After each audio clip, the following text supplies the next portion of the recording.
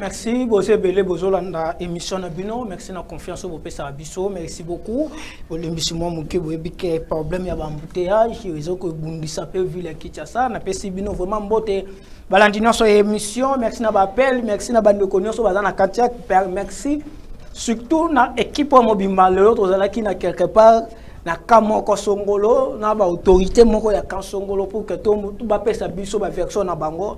Merci beaucoup Dieu, merci bien ba fils de l'homme biso to saka musala et merci na ba félicitations ya ba autorité wana nyonso ya ba JR. Merci musala yo salama toza wana toujours émission pesa wana le na sa sengo ya kozali boso na bino parce que na oti ko lekape na commune Kinshasa wana na lowa Itaga ba pem bazo kanga ba chauffeur dans le vide. Général Blaise, Bossa la raison qui t'a rappelé dans la commune, dans la venue mon général. Décision aujourd'hui que non, bah montrer qu'on t'attend à Gombeza bien, mais bande copé à Kinshasa, bande ko ya Mokali, Njil quoi n'a pas besoin de service na yo wana ça la bien mon général. Biso tozaka wana pour to yeb sabino que musale salama. Place où musale salamité, biso to yeb ça que musale salamé até mon général faut ça musala. Le coup mon raison n'est pas na bisoté mais biso to yeb ça que ah oui salami bien té, ah oui salami bien. Merci beaucoup. Là on a des invités parce que ça 3. To bandi parce que bébé 14 ans direct. Nangi va se présenter. Moi quoi ali habitué émission na biso bandakala et la pesi mbote moi lamboka James Boni ah malamu nderonanga Dieu merci na pesi bandeko bazolanda biso mbote na pesi pe ba co-débatteur nanga mbote et na pesi na autorité moko ya mboka na biso excellence Tony Kankoshiko wazali le haut représentant de l'autorité morale ya règlement politique AAP et Azali peu autorité morale du parti Adesco Onga Azali cadre na Katia parti Adesco et voilà je pense que cause de la surprise pour Nayo pour la toute première fois James Kalume a se prononcé sur un parti politique. Donc voilà officiellement aujourd'hui. Mais pourquoi ça le choix de Yaoko dans un parti politique? Vous savez que ça fait un très bon moment après le résultat 2018 Otozaki candidat à la députation nationale. On s'était décidé de se lancer autrement dans la politique et nous étions en train de soutenir la vision du chef de l'État en 2020 jusqu'à ce jour. Et voilà. Et c'est maintenant que je me suis décidé parce qu'il y avait exactement un parti politique comme Malette, un parti politique qui n'était pas sérieux. Et aujourd'hui, quand même, j'ai trouvé que Adesco, avec l'autorité morale Tony Kankoshiko, entouré des VP Cox, entouré des secrétaires généraux Dan et les autres autorités de ces partis, je me suis décidé au moins de prendre mon adhésion officiellement en tant que le O4. O4. Maton Domingue, merci beaucoup pour comprendre James. Ça a l'habitude à PC Mboté, à Saras Marambosé Belé, à Zape Moko ya Bas, Boti na sa identité Moko ya Basala Nzambe. Na za ba mission e bemi balé na plateau eli. Na Jean Baptiste. Vraiment. Mwana Mboka, Boni. Malamu na Pamboli Nzambe. OK. C'est présenté. Naza ceux qui ont se présenter Zavma Moulaï de Nazara congolais. Responsable, il y a pasteur, responsable, il y a Église de Christ et Solution, Paris. Na PC Bandekonyo sur il y a Christ et Solution, Beauté. Naza PDG, il y a compagnie Eco Business, c'est à Paris, Awa. Puis Naza sous Moko, il y a cadre na AADC. Il y a autorité morale, Maman Adel Kabena, grand pays. Moi, je suis à Maman Minene, Nakati Namboka. Je suis aligné, député Belé, Liboso. Mon parti, ça n'est pas même une année. Moi, 6 ou en plus. Au Mokonzamboka, Topambolinza, pas sa pesi confiance et pe na basi batombwama. Où ils allaient le moura monene, pe na ngina pesa sous mbote interfédéral, Jeze. Na CG Nabiso, Eloï Koupa. Vraiment, il y a ADC Nzambe à Pambola Bino, P. Nabosa Intémoa Sinanga, Séverine Mayala. Merci beaucoup, Zéla. Nafana yo. Ndeko Mayala. Au Paris, aux apastés à Paris. D'abord, apparemment, le lot aux hommes mingi ba na poto, mo fa na poto, beaucoup mo yakini. So il peut boyer, mingi bozo s'intéresser seulement à la politique. Boza motivé na nini c'est que kuna bolimbisa ngabande kwa poto bo permettre ngana bimsa na poser question na forme na ngina poser les c'est que kuna ko pesa susté ko pesa simba susté yango bolobi ke boya na kin vous s'intéresser à la politique. Mais na évité na contexte ni nos olobela en tant que patriote, en tant que congolais, mutumongo te même Bible lobby, mutumongo ta za béni en dehors pays na. Et na parla mingi na exode rural. Na lobela ngo mingi exode où isala ke mboka soki za mabe bana ba jeune ba sa nini ba bima libanda. Passe eleki ba bimi pour ba kende et belé bazo zo mayele ebele bazotanga ebele bazosala pe tant que bamoni bakomi posé tant que ba jeu politique na mboka na biso simba te oyo aza nationaliste jamais kotika mboka nena be étranger parce que ça passe mingi lelo sa diaspora ozomona ba famille zo kufa so bozana ndeko na potote donc il passe mingi ya makasi eza défi to continuer bongo te. Et c'est ngeli bisoto ya ba o batangi ba o bazana mayele baza les bienvenus mukonza mboka lobaki yango yemo paza muta diaspora abi ba o nyonso baza na pierre akoya kotia na kati ya mboka baza les bienvenus. Mais vous décevoir la population bino batapoto tant ba loba malamu mabeza la kaka te boyebi ke bo décevoir ba gestion ba pesa ki bino to yebi sort dango lelo moi c'est là ce que bato ba ko pesa confiance sous espoir na bato ba uti bango nyonso tuté tant bato mabe baza bato malamu pe bazali ba frapper bazalaga batamala mu pe a serrer bazali yango to parler sur changement to ko tika mboka na biso te na ba Rwandais yo préférer Rwanda diriger biso que congolais on est zolo bayo merci beaucoup wane zali ne kona biso na pesi moté c'est un ami frère na bosani pe naza susu ko kamba susu fondation ya Marie Madienda na Kisensu o nazolobela oza candidat naza candidat ya na provincial na Kisensu o tozolobela Kisensu to amener changement na pona Kisensu na déconner sur Kisensu nzamba pambola mino. Merci beaucoup. Pour comprendre que toza na Sendeko un frère un ami bo s'habitué na déjà na émission parce que ça a on a kinto zo bango so poza libanda hotel libando ye oza po so passer na émission ya mo to Teresa ofunga matata mezara a eza ring te na longola ko ba ring bande ko ba yebi ring to boy na ringa toza na tatami parce que to misa ba ring na tous les coups eza permis terete ngamaka Fabrice Belanga responsable ya équipe ya communication ya RDT Boni. Non, Kimi Azali, un des journalistes, un PCP Moté. Apparemment, les gens dans un pasteur, Bassali, Nzambe, en tout cas, initiative de Yamalam, dans PCP Moté, dans l'autorité sur le rassemblement des démocrates sécuritistes, par candidat dans Bissonioso, et d'en profiter également l'occasion, il y a présenté et souhaiter joyeux anniversaire dans ma nièce. Merci. Bon, ça biso aussi non, on va ça aussi va ranger le micro. Tous on dirait que pour comprendre biso. Bon, ça biso signe que tous entre tous la boy. Si j'ai ngone ezali biso wana. Boyebi que to la ki to la muki que ndako ezaki ya monsieur Joseph Kabila jusqu'à présent. Selon un document au bateau FCC baza ko loga ba oteki ko buka ngo pour que ba fungola nzela wana ezana GLM. Tozo solola ngope tozo solola ndenge dossier matata pone boto sa so signe zo le cadre na chaîne nationale tozo betango toko beta peli solo tozo solango est-ce que monsieur Martin Fayulu Madidi a okende ko déposer candidature na ye na ebonga ya présidence de la République tozo préparer mission moko na bandeko na biso ya SID na bombi bakombo na bango na pesi secrétaire général ya parti SID Mbote na pesi bandeko nyonso baza wana Mbote parce que tozo sola na bino na pesi mama Chantal Mbote tozo ngaki déjà boyebi ke tozo ngaki déjà tozo fungola terrain bandeko boza en sujet so ndeko azolo ba permettre biso bandeko ba comprendre ozana biki oza wana okomi nangi na banana ndeko James. Par rapport à la décision aux Ezouami pour que Bafungola Nzela ya GLM.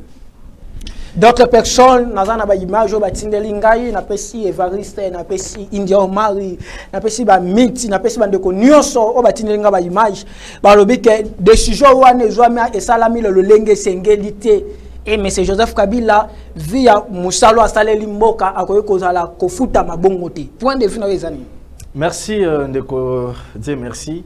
Motuna na yo et pesi moi correction moké na sujet parce que na sujet beaucoup mis démolition y a résidence alors c'est déjà que déformer la vraie information démolition na ninga les ani non beaucoup mis résidence Parce que quand on parle à résidence, on voit l'ensemble de toute une maison. Mais il faut écrire dans ouverture. Il y a passage. Voilà, il y a ouverture, il y a passage. Il y a qu'au faciliter passage. Nous avons beaucoup de respect envers lui. Ayeba ki nakata ko privé tout passage en zela azune de la mobimbe komi yaye. Donc c'est ça. Parce que ce tangi na article 28, il y a constitution na biso. Et zo tali saete mobe comment côté ekoki kozwama pour na tina ya moto o eko violer ba droit na ye. Donc bakoki ko pesa peut topete mana ya perquisition. Oyo mutu aza informé au préalable. Parce que l'article 29 bande kubazo na biso na banda kubakoki okoma parce que ebinga malamu article wana parce que nazolo bana lo baramingi na ba preuve parce que nous avons fait les juridiques. Alors, l'article 29 il y a constitution na biso et l'obiete résidence ya moto eza sacré. Lopango ya moto eza sacré. Bakoki kokotango na milinga te. Yambo bakota na lopango ya mutu na mbilinga esengeli moto azala informé au préalable. Et moi je pense que décision au bakonzi ya habitant bazui. Lelo nazomo ba komi ko politiser yango que c'est une décision venue du chef de l'État Félix, une décision à acharnement, mais écoutez, Mokonzambo kaza ministre ya justice te. Mokonzambo kaza ministre ya habitant te. Mokonzambo kazali ministre ya urbanisme, nous avons deux ministères apparemment donc ministère ya cadastre, voilà. Amix cadastre te. Donc ezali ba décision oyo ba kambi ya ba secteur etali makamwanda tokende zela obetanga bilo mo bezo ko fenga yi. Oui. Na ebika ezali rimite me comprendre nga ke ezali tatami ko betanga bilo mo bezo ko fenga kona na sobete zela na lingi na sobete lo côté mais na so symbole ndenge ba mo sebele. Merci na lobi makomi bale d'abord obika non pour que ba ya ko bimisa moto. Et sengeli ke ba informé. Non, pas bimisa, po ba kota na ndako ya moto. Voilà. Et sengeli ba informé. Aïe question ezali. Est-ce que procédure wana salami monsieur Joseph Kabila azaki informé? Ya liboso. Deuxième question ezali. Otu koloba que non mokonza mboka azalité aza de près et de loin na makambote. Il n'est pas de près ni de loin. Na bosani ko pesa Christian Touré document batindelinga na bato FCC. Premier document ezali, il semblerait na conditionnel. Oui. Il semblerait que non ezali document moko za ko circuler que oyo JR ba komi ba lobby hors sous autorité. Sous na so bosani phrase on ko koloba. Na kotanga ngo ba pesa na téléphone, na pesa ngo Christian. Et deuxième document ezo pesa urbanisme o pousse mobile za ko kamba autorisé Babouka. Mais alors, mais là, papa dit merci. Au lobby malam qui va payer ces documents. Moi j'ai pensé qu'on avait besoin que nos bandes de sur FCC babi qui documents à la quitter. Il y avait eu l'information que non, voilà monsieur Kabila, na résidence na yo ya GLM. Oyo lobby que au Somba, babo yangote parce que selon eux, ils ont dit qu'ils ont leur document qui atteste que le monsieur Joseph Kabila a acheté dans des bonnes conditions. Dans des légalités, sa parcelle, sa résidence. Maintenant, le premier compte c'est quoi? Na quartier où on a gelé papa de mes nazo chité. Et ça là, ma voisin baza pemben. Na époque Ndeko Kabila, personne n'avait le droit de passer par là. Babiso bakanga biso po ozo le kaloka emblema simplement au tumboli motuto mais bakanga biso ba boakio na ane. Pourquoi on les règle na GLM? C'était 1 million où personne pouvait avoir l'accès. Aujourd'hui, grâce il y a le père, donc grâce à un président de père et de mère, on a dit le vrai Congolais, on a dit malam ba droit à Congolais surtout à fond là accès à cela. Et maintenant, ba voisin baza pemben, na sima Joseph Kabila, maïza na sukanango wana. Maïza wana. Nzela ezamte. Miracle journaliste c'est comment sur place. Ceux qui ont le bio contourné concession il y a Joseph parce que moi je suis allé sur place. Lorsque j'ai vu le sujet que tu m'as envoyé, laquelle sur place pour sacrer la situation. Donc, si on contrôle Nzela, il y a raison de Kabila, tu es déjà au fleuve. Alors, jamais le pays des Congolais peuvent être mis au danger. Il y a le Canada 23h à minuit, le Canada pour avec tout ce que nous avons comme la sécurité notoire. Merci. Alors, c'est ainsi, ils ont fait l'appel à ceux qui ont le pouvoir de décider sur le parcelle, sur le limitage des seulement bornages. kaka na 2023 mais ndako wana depuis 2018 2019 2020 ezalaka déjà ka bongo so et comment ça la makaka na 2023 la question parce qu'il y a les gens qui ont aujourd'hui le monopole aussi le pouvoir l'accès d'acheter parce qu'à l'époque tu ne pouvais pas acheter là-bas. Merci. Donc, il y a le temps où comme une incapacité à côté matériel à bango construction, comme une incapacité à côté de l'eau na bango. Il y a comme on a conçu un limitage des bornes. Qui t'attaque, tu as ma coquille ou les canzela. Non, voilà, ce n'est pas la démolition de la résidence, mais c'est une décision. Non, non. Quand vous parlez de démolition, on a démoli quoi? Et puis, je suis allé là. Ils arrivent moi clôture moi ya tol et puis samba na samba. C'est là. Tokei ndeko par rapport à sujet. Non, par rapport à sujet ndeko souci na yika ba longola ba démolir résidence Mobimbate, il y a Joseph Kabila. Salut s'il vous plaît ndeko comment ba démolir kaka miria résidence. Il y a Joseph Kabila pour un problème, il y a passage. Exactement. Donc, si j'ai fait ça bien pour débattre un malade. Exactement. Donc, Ezali va démolir mille, il y a résidence, il y a. Tant que vous avez bongo. Vidéo est que là, M. Chadar a l'objet, a l'objet que j'ai bien. A l'objet d'aller résidence, il y a M. Joseph Kabila. Non, non, non, parole. Parce que bino bozolo ba kezali mir. Koto ba lobi kezali résidence. Koto kondimana. Boti kangani on a préparé sujet. Na tie sujet to débattre par rapport à sujet. Peut-être va maîtriser mot fallait pas ba employer. Ba maîtriser en côté et ça problème il y a passage. Oui bi que Congo Mobimba to a problème na urbanisation. Donc batonga n'importe comment sans qu'on respecte ba norme cadastre. Batu nyonso liango moni jekoko abande ko sala marambuki no ba ke ngobuka ka yena gentil ngobila banda ko belé bukana ti lelo soki ba inondation ezali c'est à cause batu ba yebi ko tonga mabe mais l'état peut comme tater ka ba place c'est ça le problème tant que l'état de droit mutu moko taza au-dessus de la loi mutu nyonso s'il y a un problème il faut pas bo lobaka ka eza mokonzi mboka te.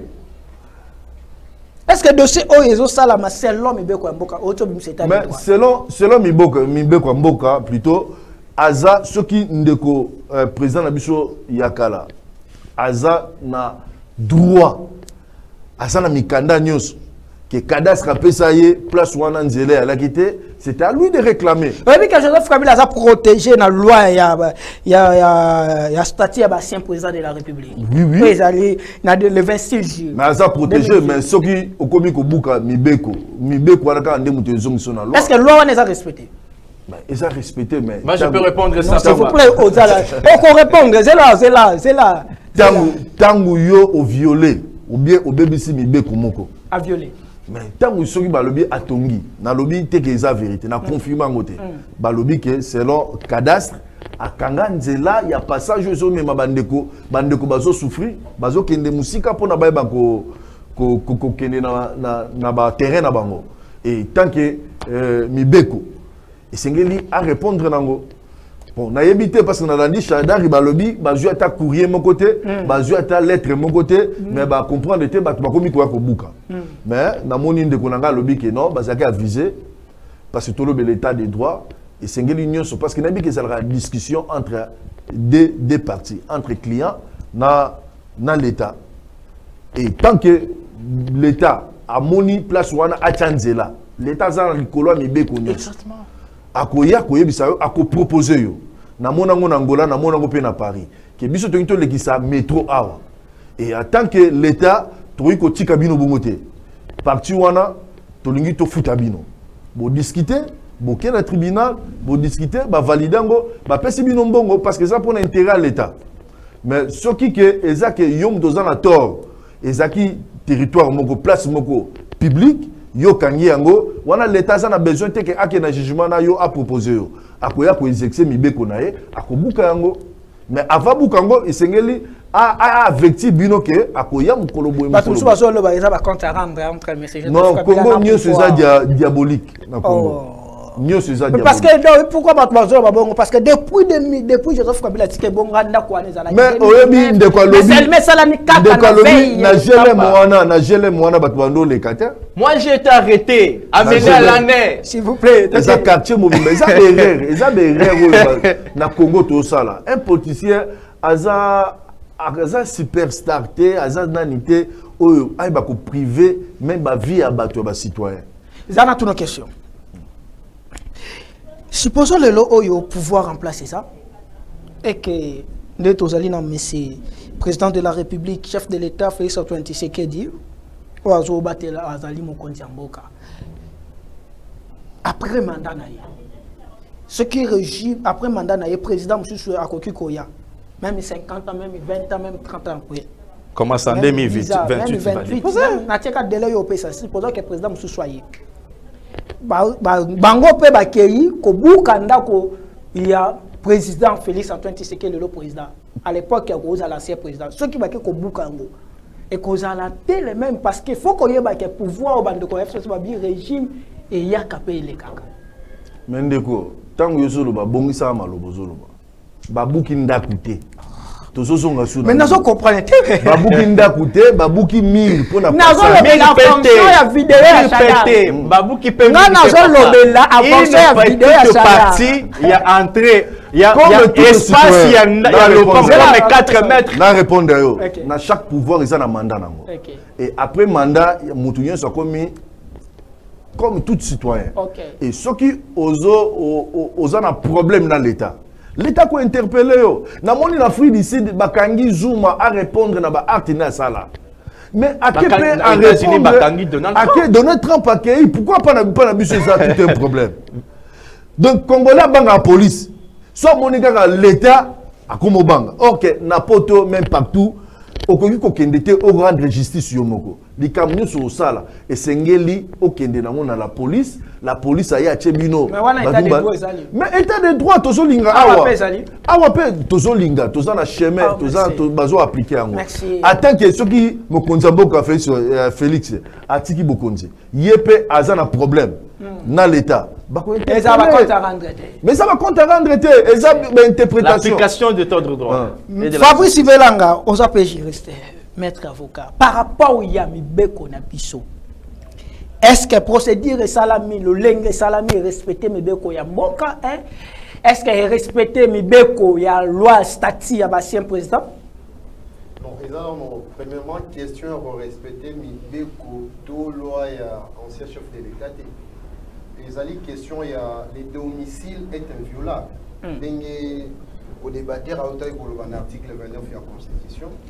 Mais question sous examen. Oyo, les alliés pour ça là déjà débat. Malheureusement, on a une aboya qui déjà pour participer dans le débat à Kabila. Pourquoi? Mais non, Tokokiko Banakotombo la combo ya Kabila dit. Ah, Tozotombo la combo Kabila. Oui, Tozotombo la. Comment? Pourquoi? Les lots, par exemple, les tronçons où il y a quand Tchat, boulevard Tchat, tant où il faut moi dans Félix Tshisekedi sur le Bobeta qui m'a beaucoup. Et les autres tronçons, ils allaient pour ils font mis des gens en fait. Il y a GLM, ils allaient qui bloquaient dans monsieur l'ancien président de la République et comme il débat dans la télévision. Donc en fait que ça il a débatté parce que mon bec il fallait ils allaient respecter dans tout le monde. Donc on a déjà dans l'article 70 de la Constitution où ils allaient couper sa biseau déjà participer au Lobaï. Comme on l'aime mon côté Azali Likolo ya Mobeko. Et les lots, ceux qui ancien président de la République, Joseph Kabila Kabani. À l'époque, je me rappelle bien, tant dans un qui n'a stage dans le parquet Yagome, tronçon wana ya GLM, et même personnellement, il m'a fait dans tronçon wana.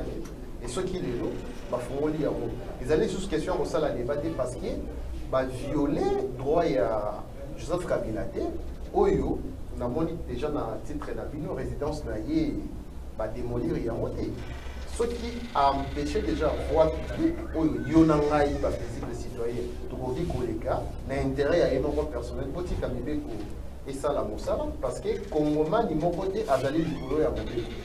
Kolobaye te lisusu Neko Chadari asali soki nini non non oyebi bato ya FCC bazalaki na système ya koyeba kokanga nyonso lelo par exemple Shadari oyo azali kosala déjà base azali kosala santé to récupération politique ayebaki déjà pe ko récupérer ndako ya l'état il y a pas longtemps baotaki kobimisa ye c'est-à-dire azali coutume ya FCC PPRD moi ça me dira vraiment rien parce que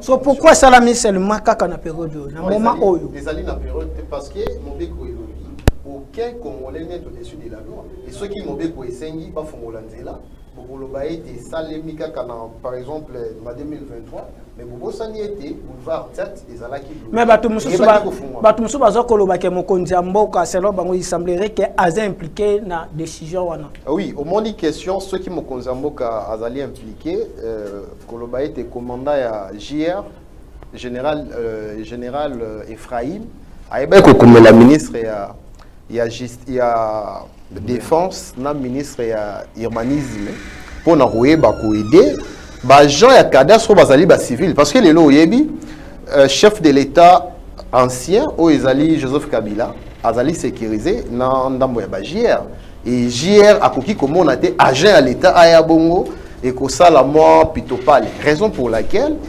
esengaki FARDC Nanzela ya Moura, ba pe ko assister, ba fongola tronçon ezali public.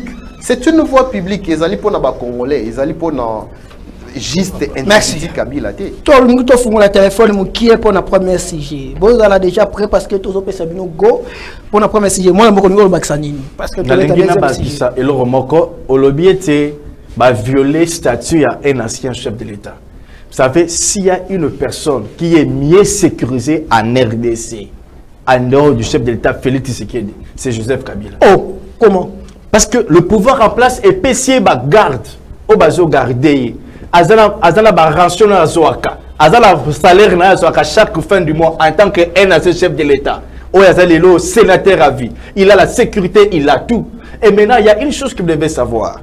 Babiso tozoya na kati ya lit au politique non pas pour na kosala makama makelele o badia le liste et tout consort. Au titre de l'homme quoi ce qui est le chef d'État Félix a le moins mon Konzamboka comme ancien chef de l'État et que pas se retrouver na problème ya boye babiso to le capete non papa biso Félix c'est que des sengeli auto samibeko parce que ils allaient moboko ya article 60 de la constitution. Donc pour clore toza kosala makapo bozo tozo benga ko respecter pe komemia mibeko ya mboka na biso ndeko Joseph Kabila e banaka boso na résidence e banaka liboso na Shanani Zoé babimisaka Zoé babimisa mais ça ba patrimoine benga ngo patrimoine na mboka et babimoli téléphone boko ça patrimoine ya mboka ceux qui bavanda kiango illégalement parce que bataki na pouvoir les lo sengeli mbana mboka ba bénéficier et l'article 99 ya constitution na biso et ça respecté te babiso les lo ceux qui population ya funa et pesibiso loboko et pesibiso chance to côte na 4 assemblée nationale article ni ça respecté te article 99 et lobin article 99 ya constitution et lobby boy Yambo est membre du gouvernement. Yambo Mokonzamboka lokola Félix Tshisekedi a compte na pouvoir et sengen amema na cour constitutionnelle déclaration ba bien na ye o azanango. Lelo ce kotali ba biloko ba Shadari ba Joseph Kabila bazanango. O calculer la mbongo bazalaki nango avant akoma chef de l'État, avant akoma ministre. Au moment là que na salaire azaki kozwa, au comment là qu'il y a la l'aise ngana yoto sur la sujet oyo. Très à l'aise. On a vraiment l'aise. Très à l'aise. Non, très à l'aise. Papa, je suis. Parce que vraiment réellement. Oui. Que tout le régime nyonso, na bato bazo gérer. Que bandito population basala vraiment recherche baba na kotanga baluka bayeba. Oui. Mona mboka. Na kozala très à l'aise, pe na kosepela makas. Et là tout le monde a été pour les anciens membres du gouvernement. Moi, je n'ai pas même à cet actuel le membre actuel du gouvernement. Est-ce que le Konabiso le premier ministre Samal Konde est-ce qu'à présenter ma déclaration va bien aller na cour constitutionnelle? Point d'interrogation. Il y a mon abiso to senga loboko ya bana mboka ya Kinshasa particulièrement ya Funa parce que nous avons candidat député national ya Funa. bakota biso l'Assemblée nationale to banda siko ça la recherche nani abuka ki mobeko na abuka mobeko te base la poursuivre la justice ba bien ya bana mboka ezo na maboka bana mboka. Merci beaucoup ndeko akomeli biso ke non mais c'est constat mapamba c'est ça n'a pas na massacre te. Merci Nangiringi depuis Ngiringi. Nazali na pesi mbote ndekola na Ngiringi. Naza naître, c'est-à-dire na kitenga mol sur place. Na tu peux aux na quelques personnes, il y a ba autorité, il y a ba JR ko luka ko zo ba information na source. Journaliste à la tendance te. Question est sengi to tuna bango ngana ko to sali émission moto présenter to ba ni ko c'est ça to lobi na compagnie non. C'est ça philosophie émission. Comprendre ngai na zate que non pour non c'est ça. Merci beaucoup na botanga message ya motina suka na pesi ombote to fungo téléphone soko obenga biso komel biso et ça biso bien o pesa biso makadisino par rapport à émission ya lelo to beta deuxième sujet nangina bandana Fabrice Belanga question to se poser qui est-ce que M. Martin Fayoul a retenu ko déposer candidature na ye na élection en 2000 pour na présidence na bonga présidence en 2023. Mais vous permettez, pardon, vous permettez de mettre deuxième si, de mettre si jamais Matata Ponyo. C'est possible, hein? Ouais. Fabrice, état qui est juriste. Dossier ya Matata Ponyo, ils allaient là. Les 6, ils ont dossier à Jean-Marc Kabondi. Les canisina, ils allaient nini. Bakende Kosamba. On a eu copié ça, ma canisine sous-souté parce que le dossier est déjà en cours. Na sengaka toujours na Jean-Marc Kabound, na sengaka na mon mboka Augustin Matata, bakende devant le juge naturel. Ezali caméra te muto a été tribunal de justice. Et vu quand même le juge naturel loin nos juge naturel ni. Il y a cour constitutionnel ou bien ceux qui n'a lobby juge naturel. Cour constitutionnelle ou cour de cassation. Lelo Matata Azali poursuivi comme ancien chef du gouvernement. Azali poursuivi comme sénateur D pour Azala devant Bazouzia, cour de cassation. Les lots qui Azali poursuivi dans le dossier à Bukangalonzo, c'est-à-dire c'est la cour constitutionnelle. Oh, à l'époque, il y a des données à l'Obaïk Azali jurisprudence. Mais Tokoï ko se servi dans ma bête parce que ngai nazali légaliste, article 70 de la Constitution est clair. Ceux qui ont eu la biso article 70 de la Constitution, comme ça Tokoï bakozonga na débat au États-Unis Dieudonné Kalouba. Aucun Congolais n'est au-dessus de la loi. Nul n'est censé ignorer la loi. Alors Matata Ponyo a reçu kolobate ezali na justice yo côté, ezali na zuzi yo côté a reçu koyokaye parce que dossier est allé Bukangalozo, il y a Kosambate. Non, non. D'ailleurs, je profite aussi de l'occasion. Les professeurs de Niabirungu, aïe bako défendre client naïe. Mais question est ali, biso bactère politique, to komi kosale la baisse makas na télévision, parce que les lots même ngai so okei ko funda ngai na kolukana batama na kombo ya politique.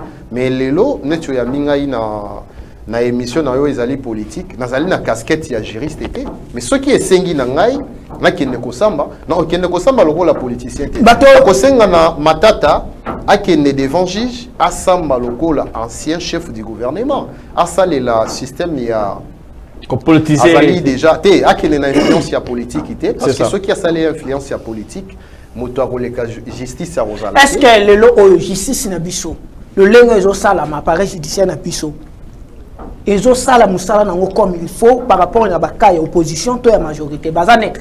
Non, justice ya zalaka na quand ya opposition na ya majorité té parce que na pesi ndakisa article 70 de la Constitution et lobby nul n'est censé ignorer la loi. Ba lobby té qui ezala biso batu ya Tshisekedi ezala batu ya Kabila to batu ya Fayoul et tout consort, baye bakoto samibo côté parce que Tshisekedi azali na bokonzi. Non, mobeko yokanga yo. Mais bandeko wana na kosenge na bango baye ba tout simplement kokende devant juge naturel pour baye bakosakité parce que lelo question ezali ceux qui Matata a réquisé justice à lobby été justice c'est ça la kamusala té. Et s'il arriverait entre guillemets que a commis président de la République, il va prêter serment devant quelle justice? Il va créer les ali questions il y a malamouté. Pour nous répondre à la question il y a un chef de l'État l'État, ce qui est lobby est décidé, et qui conseille autorisation et pas y a individu mon côté. Oh. Ah oui. L'État, ce qui a décidé, conseille autorisation. Vous permettre un téléphone, un appel. Vous permettre un gars. Bonjour, moi, Namboko, Bengi Bissowap. Allô, bonjour papa, Mbote, maman, Bengi Bissowap. Na Bengi Bino na za awa na za mpaya, na uti na mboka libanda. Maman. Mboka libanda, na za ana kata mboka. Makanisi na weza nini? Makanisi na weza na zolanda papa na biso nge bazoloba. Tout d'abord nanu, na seplaki na papa na biso aza kote alobaki likambo ya kolobela, likambo ya Kabila. Et tout le temps, toujours le bélaye à la société, qu'on peut bélayer, c'est du Kénin et du Kalaki. Vous savez, les bandes en boca, na koloba ki bobanda na libosona na makamba na poto. Oui. Biso bana poto, toza ki kolobela li banda ke batibazana kishasa bazo bebisa. Mais biso pe to uti na poto tozo bebisa, c'est vrai. To bebisa. O to yaki nango makanisi tozalaki nango libanda na bitumba tozalaki kobunda ntango président na biso Félix azalaki na président te tozalaki kobundaki tozobundela mboka na biso ebunga ekende liboso mais tomoni mingi oyo toye na poto toye kotravaille awa tozosala eloko te toujours tozosalelaka bapoche na kosema na peuple congolais achange mentalité na ye peuple congolais akola na façon de vivre na katamboka parce que pas ces aliments na commune na sali une semaine mais on a vraiment nazo sepela nango te na ko ba pour na plaisir te et charge nous to tient le cola président te peuple nde mutatonga mboka donc to mboka et que ça la bien au lieu de tirer la carte président charge. Merci beaucoup maman. OK bino bana poto merci beaucoup libane comme libino na ainsi que comme libino tokozana mayala wa akoloka ye tokosola na ye te belé mamwa bana poto avant bolo bandiko natanga message moko o répondre à peine message bonjour ezalinga Jacques Bungisa likambu ya destruction ya Kabila eza distraction parce que le régime actuel eza na makambu ebele ya kosala ndela ou ya résidence wana donc par rapport à Matata Ponyo papa dit merci. On répond à peine à la question. Bon, en fait, on a raison, on a PC vraiment raison. Makambo etali résidence chez Joseph Kabila distraction. Makambo ça il fait belé bosala. Makambo c'est belé, il a raison. Il a distraction. C'est même pas un sujet kolobela awa, to beli kamba bunangana, to beli kamba élection, to beli kamba social. Le dollar nenga za to beli kamba social et l'autre comme la 26. J'ai changé ce matin na 20 500. Ce que caméra c'est mais caméra il a ministre de l'économie, il s'est ça comme ça là. Oh. Tu dois sentir en côté, tu dois sentir en côté. Parce que de la raison comme je suis la personne qui soutient le chef de l'État, mais naza dialoliste. Et si comme Makamodo si yebinga malam, na ce que je sim batte no ba ke simbité, ce que sim na beti maboko, jusqu'à présent tu sentir de qu'on so caméra été. Ministre de Finance, tu as senti rété. Donc, bango on a mis balé c'est balu qui solution. Ministre de Finance, ministre de l'Économie. Pourquoi toi et son matin? Banque centrale, on avait publié, il y avait des réserves de change. Bon, on est pays, wapi. Voilà, donc le camarade de la PCMBOT a la raison. On a dit si je me crois à distraction et fait certainement à la page comme il y a des sur Matata Ponyo. Papa dit merci, pesanga moi tamouké. On a 4 minutes. Bande koba bazola ndabi soba la nation na boké benyonso. Ndeko Matata Ponyo azas poursuivi kakate pona dossier Talibou Kangalonzo.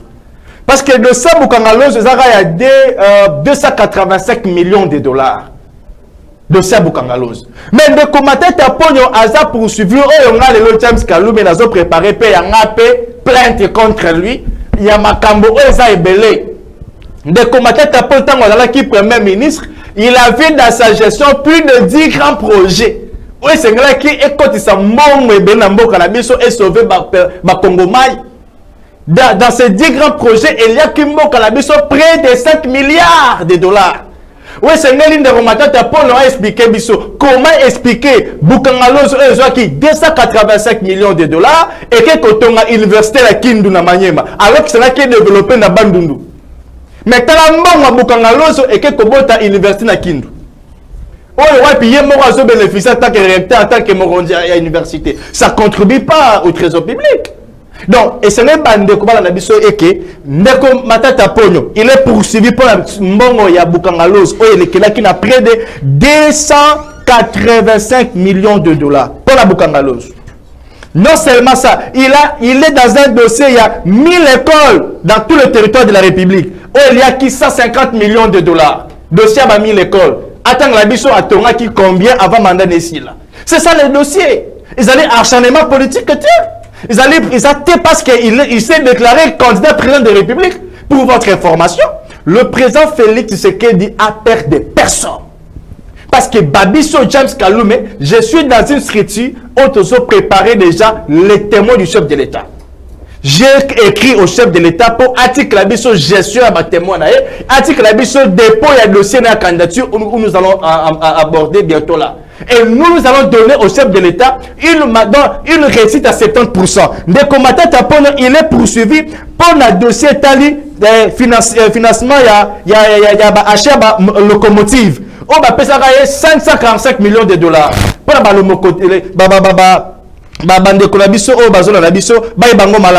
dehors, il y a un locomotive, on va payer 545 millions de dollars. Dès qu'on a expliqué Bisso. Mbongo ya projet, il y a réhabilitation, il y a des aéroports. Donc, Mako Landjili, Namako, c'est ça, Manalbumbashi. Il y a 480 millions de dollars. Donc, je peux compter, la liste est tellement longue. Il y a au moins près de 10 projets. Matata Ponyo, victime, c'est parce que Nosaki Kaza candidat président de la République. Je viens de le dire ici, à mon introduction, le président Félix Tshisekedi a perdu personne. Parce qu'il a le soutien de la population. Soutien population, Naza président, il y a structure politique au Babengi Renaissance de l'espoir du Congo REC. C'est reconnu dans notre gouvernement. Cette scripture, j'ai implanté la règle dans le 22 provinces de la République. J'ai la cartographie avec moi. Et j'ai mes membres à moi dans toutes les couches de notre pays. Et là, nous sommes en train de nous mobiliser pour préparer 3 millions de témoins pour chef de l'État. Pour le business de retravailler pour asseoir 30 millions. Population, on dit que c'est un chef de l'État. On dit que $, population, on n'a pas si. Non, je me contredis pas, papa, Dieu merci. Et c'est clair, je peux être avec vous. Mais ce qui est pas moi, Chris Mobekoti, cela ne veut pas dire que Natikayo. Merci. Et ça, le gros il y a papa na moi là. Ce qui ne veut pas dans la bonne côté. Mais moi là, papa aussi papa na ngati. Non, il est notre papa. Nous traversons. Il y a difficulté. Et là, cette époque de difficulté, Bissoba na Félix Tokobo ya yete. Comment mouké, merci. Et ça, on va vous la peser à moi émission comprendre ngai. Na ba oyebino ça habitué. Voilà ba ko raté. Ndeko Christian Mayala. Aucune de ko maman Guilhem Mayala, pardon, comment est-ce que tu as dit Guilhem Mayala? Maman, tu as dit que tu as payé pour place en Europe. À lobby bien par rapport à ce genre de bouche tout le parce que tu as bien gagné une émission qui a pour sur l'angle. Je compte et maman n'a pas au Lukaye. Bon, ça là, tout développé ces gens, c'est vraiment important parce que bino ba porte beaucoup si biso. Beaucoup si biso moi belé. Ça m'a belé fait tout sur le nasi, na bombi ba arme nanga. Mais par rapport au dossier à Matata Ponyo, on n'a jamais Kabundi. Oh, je n'ai même pas abordé. Est-ce que les lois la justice, il y a 2 poids 2 mesures? Vraiment, moni ezaka na Congo tant ba osambisa bato bazo yiba mboka et ba base zo sala. Ezelo le mo sengi to lela. Natangi ba rapport ya GF IGF. Natangi rapport na bango mais sur ba biba ndolandela mutu moko ende prison ils en a place était. Donc Congo Miyibi Baza et Beleti na dernière position ya mboka. Donc notali na leli na bi mais Congo après 10 ans to reto suka wapi. Nemso ndenge ba yibaka Congo sans compter même étrangers. Biso moko non ba congolais. To bambo on a mitu na pas que na chango. Na moni on ndeza ka ba compétition, no ka ba 600 000. Et ba ça la coopération, ça na yibi 200 000 on a na fondation na yeka na domo ba $3 000 ka ba binda na tie na côté nanga ba sepeli na zata na l'autre côté.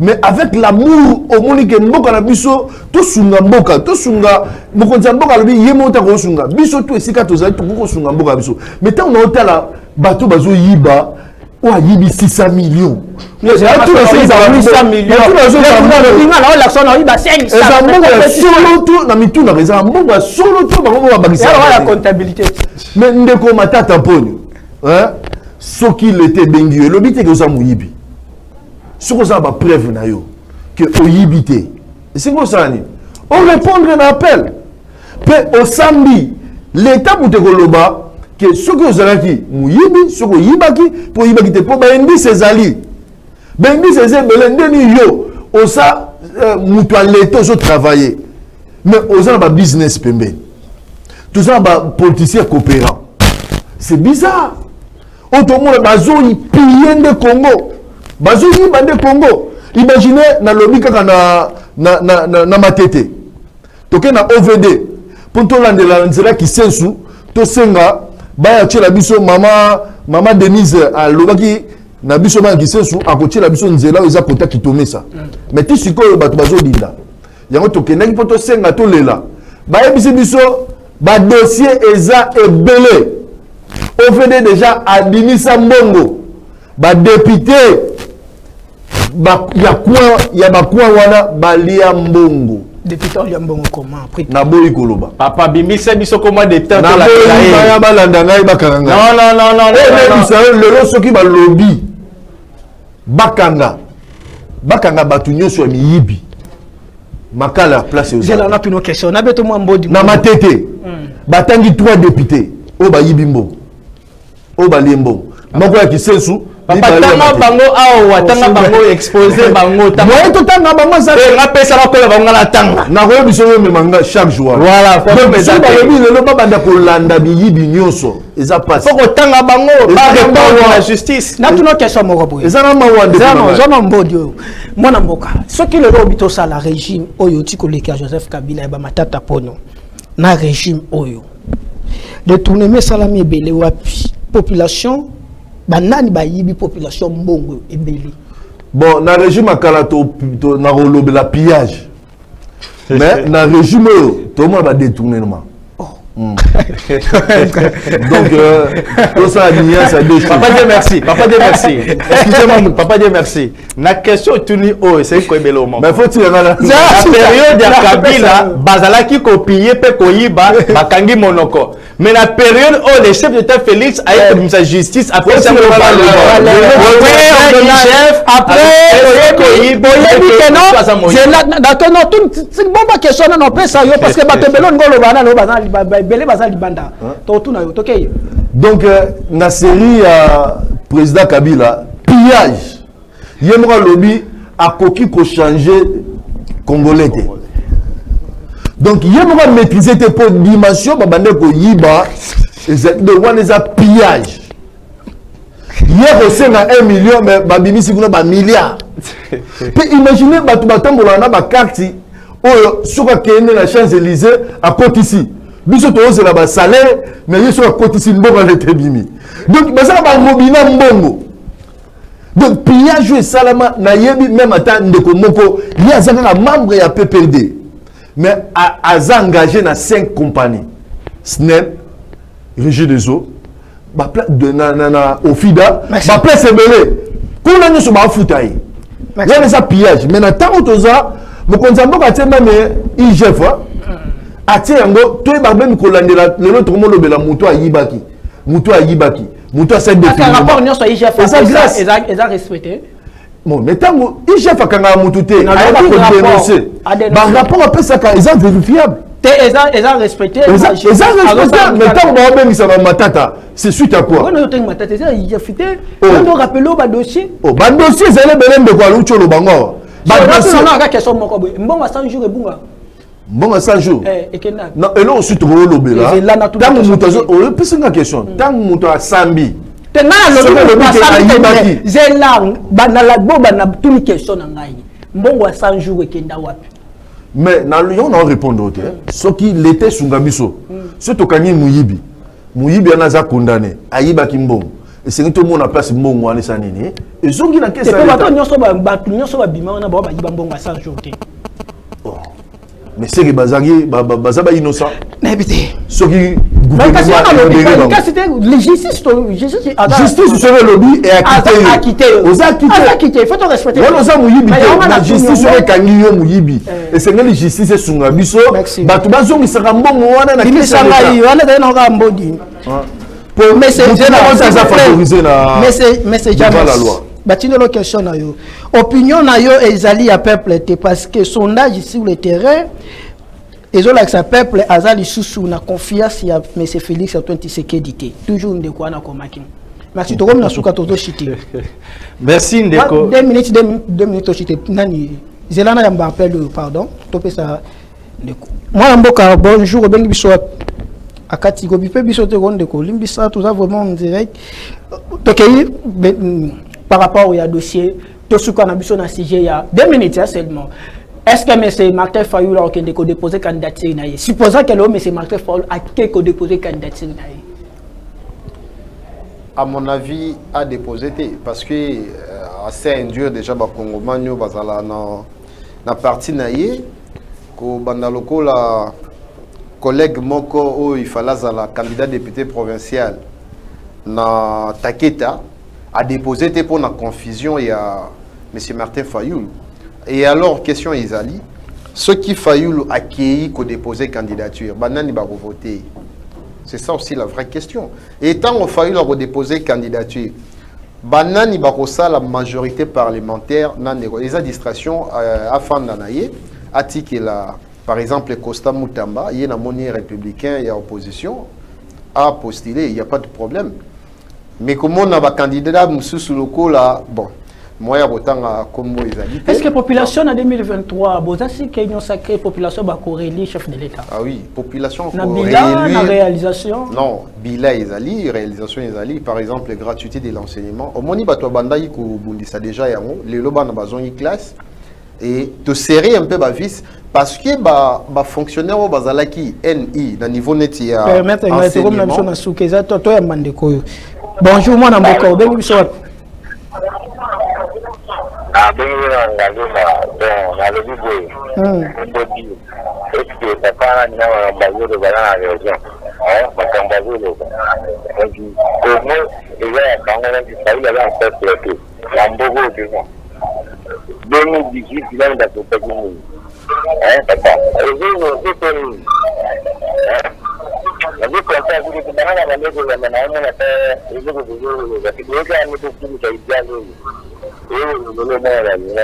Merci. Alors, Fayoul a la population. Une minute. Et Nayango, Fayoul a la population a décidé. Mais moi, je suis clair, le président de la République, Félix Tshisekedi Tshilombo, a réellement réélu. Parce que Bissot Ozali, et il a également dans Congomani, une nouvelle classe politique, figure et Akala, merci. Et merci beaucoup. Profité également pour souhaiter bon anniversaire à ma nièce Maria, souhaiter bon anniversaire. Merci beaucoup. J'ai la James avant d'appeler sa parole. Appelle à Souka. Bonjour. Bonjour. Dans la musique à télévision. Dans la musique à la télévision.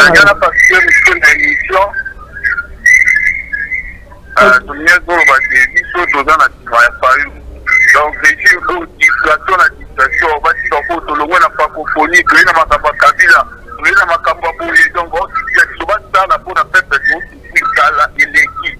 C'est là que le chantier, c'est là qu'on va reprocher la Kabila, il y a beaucoup de monde dans la régime pour eux. Donc, il va pour nous sacrifier, il va pour nous sacrifier, on se dit qu'on a peut-être pour la toute les pays. Ça va monter la politique, va vivre ça, puis se donner au quoi, maman. Après, si la dictature va s'allanger, nous ça, là, pour ça, la boca, et pour lui, qui va la merci. James, il met 30 secondes. Papa, ça 2 minutes. Merci pour l'émission qui toko, mais malgré tout, qui n'a retard, réagir qu'on a fait à côté de rigueur, alors qu'il peut falloir que ça soit moins temps mouké. En fait, dossier à Ndeko Fayoul, moi qui vous parle, je suis candidat député national na Katia Lamouka na PNC conduite de Martin Fayoul en 2018. bandero na biso élection relaté bobo boycota à la veille élection bala mai to élection et lelo babiso tous victime ya échec wana na leli lelo commande ko na biso presse penge a postulité un jeune homme que j'avais confiance que n'aimait que non soit teli ba raté et yanga gazoate parce que donc n'a regretté le presse penge et la félicité l'honorable Adodombas à comprendre j'ai à benda ina mosika Fayulu à qui n'est pas bien abiso nani Mukwege. Donc c'est pour dire que le monsieur Fayulu il est toujours na katiaba distraction na za nango de longtemps. Le lorsque qui a posé candidature naïe, quel est le sort il y a une presse penge, quel est le sort des autres qui avaient les ambitions. Donc ambition, c'est pourquoi nazo saba Congomaniete Ndeko Fayulu il n'est pas un exemple à suivre dans la politique congolaise. Merci beaucoup. Alors, pendant le campagne de quoi la mission